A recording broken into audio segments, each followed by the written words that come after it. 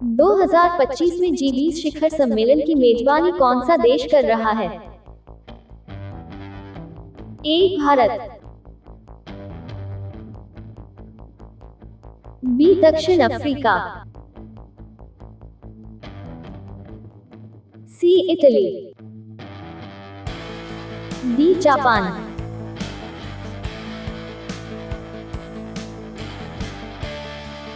उत्तर B दक्षिण Africa. शिखर की ओर G20 Johannesburg 2025। भूमिका। साल 2025 में दुनिया की नजरें दक्षिण अफ्रीका पर थी।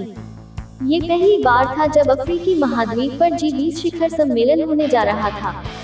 वैश्विक दक्षिण के देशों की बढ़ती भूमिका और उनकी आवाज को अंतर्राष्ट्रीय मंच पर महत्व देने की दिशा में यह एक ऐतिहासिक कदम था। शहर की तैयारी। जोहान्सबर्ग, दक्षिण अफ्रीका का आर्थिक केंद्र, इस भव्य आयोजन के लिए तैयार हो रहा था।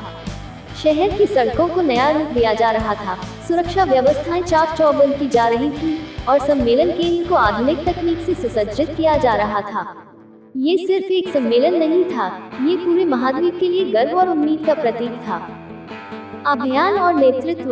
दिसंबर 2024 में जब दक्षिण अफ्रीका ने आधिकारिक रूप से जी20 की अध्यक्षता संभाली, तो राष्ट्रपति कल्पित नाम थाबो मखाते ने एक साहसिक दृष्टिकोण प्रस्तुत किया, साझेदारी और प्रगति की ओर।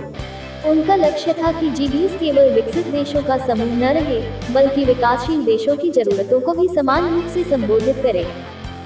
शिखर सम्मेलन का आगाज। सितंबर 2025 में जब दुनिया के शीर्ष नेताओं के विमान जोहान्सबर्ग के और टैम्बो अंतर्राष्ट्रीय हवाई अड्डे पर उतरने लगे, पूरा शहर उत्साह से भर उठा। सड़कों पर झंडे लहराए जा रहे थे और स्थानीय कलाकार पारंपरिक नृत्य प्रस्तुत कर रहे थे। भारत, अमेरिका, चीन, यूरोपियन यूनियन और ब्राजील जैसे देशों के प्रमुख नेता इस ऐतिहासिक सम्मेलन में भाग लेने पहुंचे।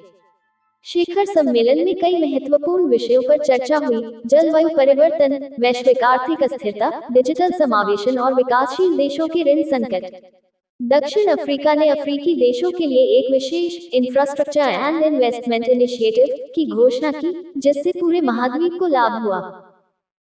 इतिहास में दर्ज एक पल। जब समापन समारोह में राष्ट्रपति मखाते ने कहा, आज जोहान्सबर्ग ने इतिहास रच दिया।